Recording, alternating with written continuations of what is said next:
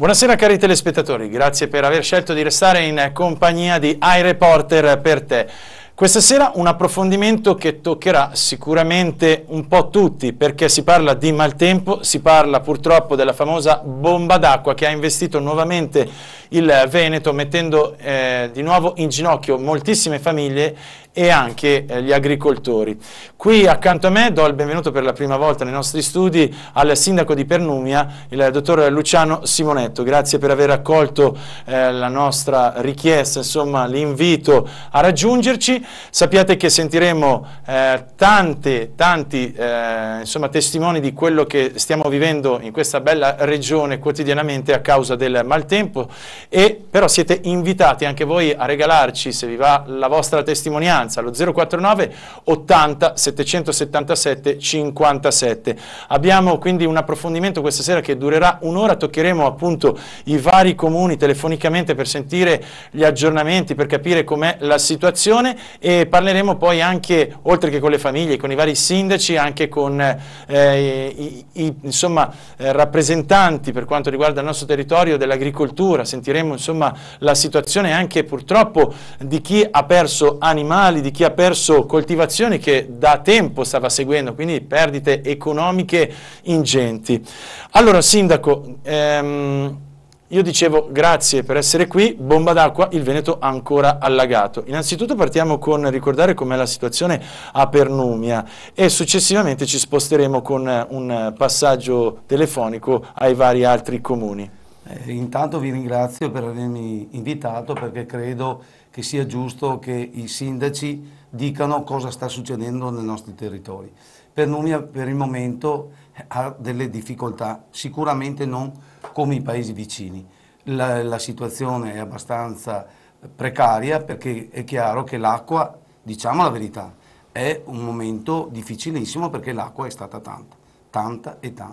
Però cos'è che dobbiamo anche dire? Dobbiamo anche dire che le strutture, che i fossi, le strutture diciamo dei campi, le strutture vecchie non reggono più. Io non lo chiamo più ormai una situazione d'urgenza, d'emergenza, come prima era chiamata, è una situazione ormai di normalità. Esatto, mi fa piacere che qualcuno pian pianino si stia accorgendo di questa cosa, sì, perché ogni volta che piove, che sia un fenomeno insomma un po' più conclamato rispetto al passato, il Veneto, come ho scritto, è nuovamente in ginocchio, allagato. Le famiglie continuano a ricostruire, a richiedere indennizzi, indennità, qualsiasi cosa sia, insomma, e dopodiché di nuovo da capo. No, non si può andare avanti così, c'è un dispendio economico pazzesco. Ma perché le dico la normalità? Perché io sono sindaco dal 2010. Dal 2010 continua a esserci queste situazioni,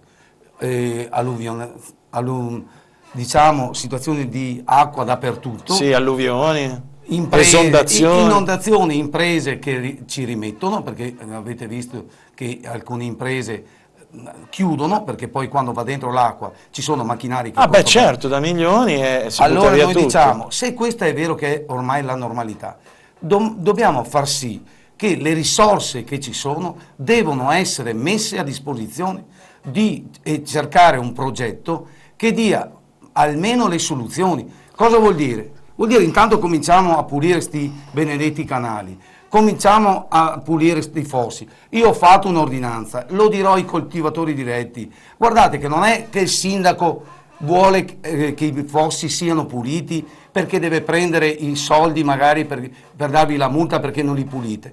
È soltanto che insieme chi pulisce i fossi, chi nel sistema. Poi diciamo anche un'altra cosa. Sì. Negli ultimi 10-20 anni zone artigianali dappertutto, cementificazione, d'accordo, perché i capannoni servono per far lavorare la gente, sono imprese, non è che sono contro certo, il sistema impresa. Però dalle zone artigianali l'acqua dove va? Dove sono i fossati che portano via quell'acqua? Quindi troviamo le zone artigianali piene d'acqua.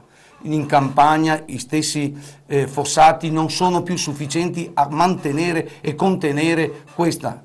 Poi chi taglia l'erba viene buttata magari nei fossi, questa poi chiude le tubazioni, insomma c'è tutta una serie di problemi che devono essere risolti. Non possiamo, fra 3 giorni ci sarà il sole, poi ci sarà una settimana di sole, tutti si dimenticano. È quello il fatto, è la classica scena italiana, mi viene da dire, dove c'è la politica che da una parte grandi epitaffi, grandi nomi, grandi impegni, grandi promesse, la gente che si lamenta, la gente che dà contro il politico di turno oppure dà la colpa a quello perché non ha sistemato, c'è chi mi ha risposto, ma un tempo non era così, adesso il problema è a monte, oppure no, sono i tombini che non reggono, lei sta sostenendo sono le zone industriali che buttano, poi c'è quello, c'è quell'altro che sfalcia, ma chi è che può cambiare queste cose? Perché qui ognuno scarica il barile contro l'altro e non cambia nulla e la gente, appunto come ha detto lei, è arrivato il sole, vabbè allora a posto. Sì, ma dopo nel 2015 faccio il mago, ve lo ricordate il mago do Nascimento, quello brasiliano? Sì. Ecco, faccio il mago do Nascimento, quindi il mago che non vale €1, l'anno prossimo sarà così di nuovo. Sì, allora dobbiamo metterci in testa, perché sembra che viviamo in un paese di uffi, ma ci saranno delle responsabilità. Però io stasera, ad esempio, non sono venuto per creare le responsabilità, esatto. I consorzi, i genia. Noi dobbiamo dire, quando andiamo di fronte ai politici, perché poi alla fine, chi ha la colpa di tutto? Il sindaco. Il sindaco diventa il capo espiatorio di tutto questo meccanismo qua. Io per carità me le prendo le mie responsabilità, se la mia gente, e mi preoccupo della mia gente, dove sono andato ho sempre detto, guardate che questi diventano problemi normali, non è più urgenza, dobbiamo mettere più disponibilità, meno rotatorie e più sistemazione dei fossi, dei canali. Ma poi, nel bilancio della regione, i vari capitoli, difesa del suolo, bonifiche, ma sono sufficienti o possiamo fare qualche meno sagra, qualche manifestazione di un certo tipo? Perché io capisco la cultura, capisco la conoscenza, capisco quello che, però alla fine, poi questi danni abbiamo ogni anno, dobbiamo pagare i danni. Certo, è quello che dicevo inizialmente, sono milioni e milioni che buttiamo. Ma perché dobbiamo continuare a pagare danni quando possiamo dire, se cominciamo a mettere delle percentuali ogni anno su un territorio dove ha più bisogno, e perché non vengono anche a ascoltare i sindaci? Perché poi alla fine io ho fatto il giro del mio paese, sono andato a vedere quali sono le priorità, quali sono i problemi di questa zona, di un'altra zona. Se viene il consorzio deve anche sentire i sindaci, il genio civile deve venire da noi. È chiaro che poi mi dicono, sindaco, ma non esiste gay. Allora cosa facciamo? Però voglio dire una cosa, io ho sentito più volte telefoniche con i vari format che ho condotto, dove la gente diceva, ma a me continuano ad arrivare bollette su bollette del consorzio, dei vari consorzi di bonifica, e io pago, però poi il risultato è il medesimo, cioè nulla cambia. Questa è una questione di tutto quello che viene fatto pagare alla gente. Dove va a finire? Perché è chiaro che la gente paga per i consorzi, tutti pagano. Questi soldi dove vanno messi? Qual tipo di progettualità? Ma la progettualità oggi non è più quella di una volta tagli un po' l'erba. Qui c'è un problema di struttura del territorio. È debole il nostro territorio. Il territorio della Bassa Padovana è debolissimo. Si è alzata anche la falda e poi se capita, lei la chiama come ha detto lei la bomba, sì, la chiamano così, insomma, ma non è adesso. Oggi, domani ci sarà un po' di sole, fra 3 giorni che sarà un'ulteriore bomba, perché venerdì prevedono ulteriori. Sindaco, quindi, la interrompo un istante, si metta pure appoggi l'auricolare, sì, perché abbiamo Roberto Beggiato che è il sindaco di Solesino, uno purtroppo dei territori più colpiti. Ciao Beggiato. Sindaco, buonasera. Buonasera a lei, qui con me in studio abbiamo Simonetto che la sta salutando. Buonasera a tutti. Allora Sindaco, com'è la situazione cortesemente a Solesino? Beh, noi oggi diciamo che andiamo un po' meglio di ieri, però c'è stata una giornata intensa, ieri tutta la giornata è stata molto intensa, abbiamo avuto problemi in tutto il paese, abbiamo avuto molte strade interrotte. poi ci sono stati anche addirittura delle situazioni di strade non percorribili e famiglie che sono state tagliate fuori proprio completamente dal paese, dal resto del paese, insomma. È già riuscito a fare purtroppo una stima dei danni, Sindaco? La stima è un po' presto ancora per fare certo, immagino. la stima è un po' presto, però le famiglie che hanno subito dei danni sono sicuramente più di 400, saremo dalle 400 alle 500 famiglie che hanno subito danni. Ma Sindaco, noi stiamo schiettamente lamentando il fatto che ogni volta che piove in Veneto è la medesima storia. Lei si è dato un perché e un per come, e qualcuno, visto che i sindaci sono quelli vicini al territorio, le avrà dato qualche risposta o qualche promessa le avranno fatto? Miglioreremo, faremo, disferemo. Sì. Prego.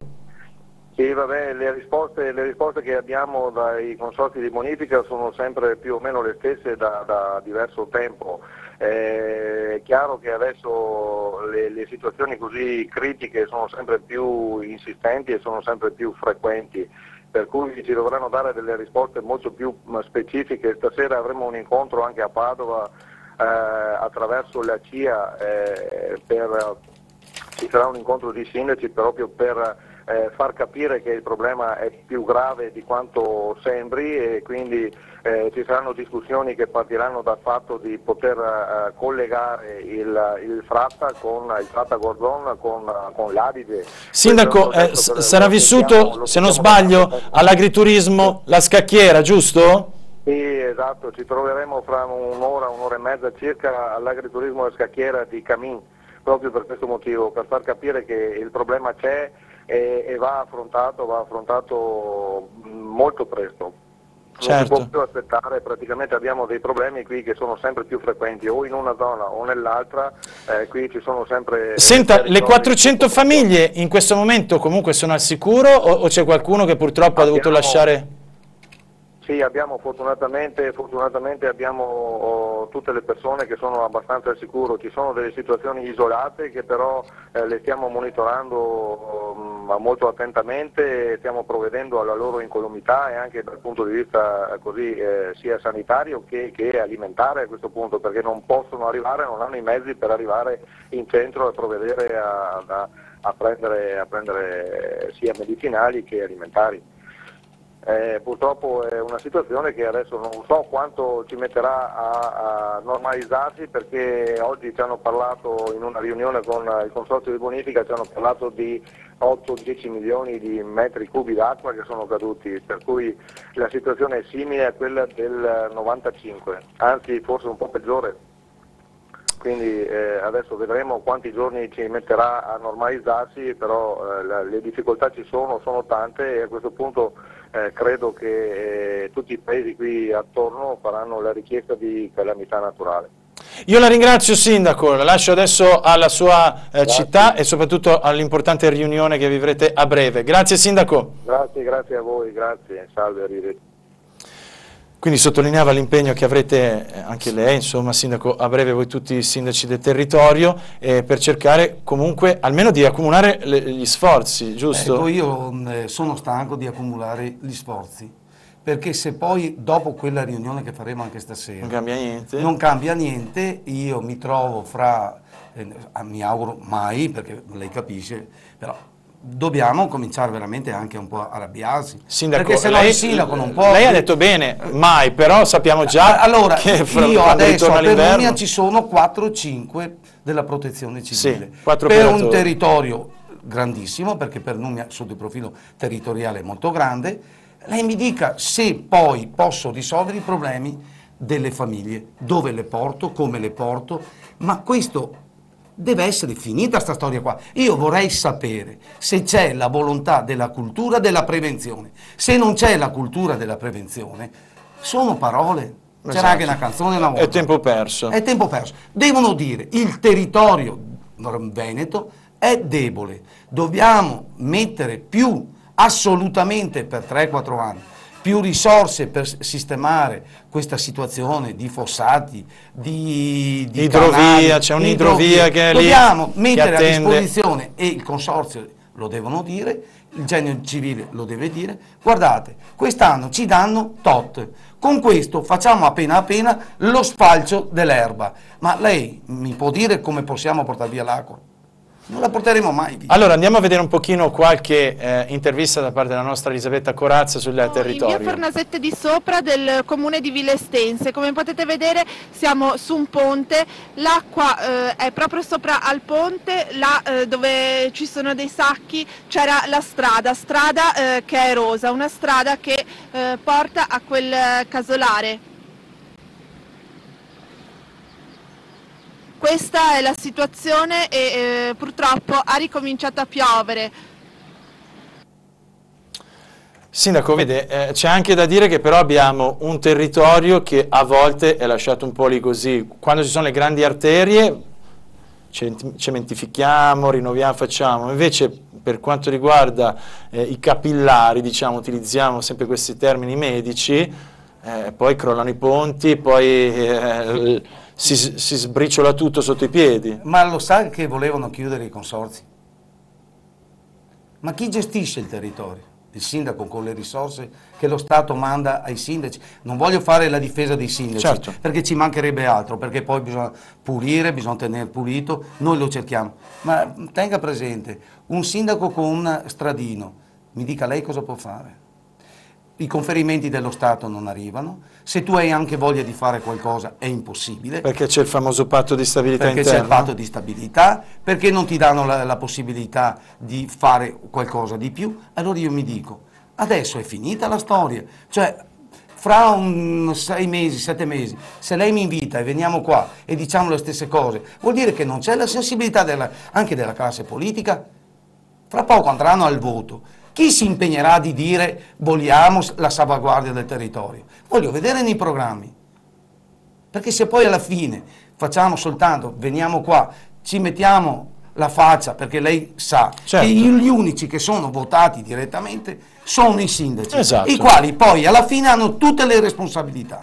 Non ne abbiamo le responsabilità, ma poi non ne hanno neanche i consorzi, perché alla fine io voglio sapere se i consorzi hanno la possibilità e le risorse per poter incidere in modo serio nel territorio. Però anche dobbiamo cominciare a dire anche un'altra roba. Passiamo, stasera ci saranno i coltivatori diretti, a loro diremo, magari cercate anche voi di collaborare affinché, però ecco... Sindaco, dico una stupidata. Dica. In base sempre all'esperienza che ho come giornalista, molti hanno buttato delle proposte del tipo: ma perché non utilizziamo i carcerati per magari questi compiti, tipo lo sfalcio, sistemare gli argini, quindi gli dai anche la possibilità a volte di essere utile, ritornare quindi in società lavorando in una maniera pulita, corretta, ed essere utili effettivamente alla società e non vegetare purtroppo in carceri sovraffollati dove poracci anche loro sono trattati come delle bestie, ok? Sì. Quindi perché non utilizzare magari loro come manodopera per aiutare il territorio? Oppure c'è purtroppo la realtà degli esodati, ci sono persone che hanno perso il lavoro, ma perché non si riesce a trovare una risorsa al posto di star lì a sfalciare magari i soliti 4 che dicono mi manca l'organico, non ce la faccio, perché non utilizziamo magari queste persone? Oppure arriveranno 80.000 extracomunitari, al posto di farli ciondolare in giro nelle città, che purtroppo poi finiscono anche a rifocillare insomma la malavita, perché non gli diamo magari un lavoretto che comunque è socialmente utile? Allora lancio la pubblicità, sì, e poi continuiamo, magari mi dà una risposta su questo pensiero, perché ho preso spunto dalle tante proposte, dalle tante telefonate che spesso arrivano. Io vi aspetto quindi 049 80 777 57 con le vostre proposte, le vostre domande, qualsiasi cosa, anche la vostra esperienza. A breve.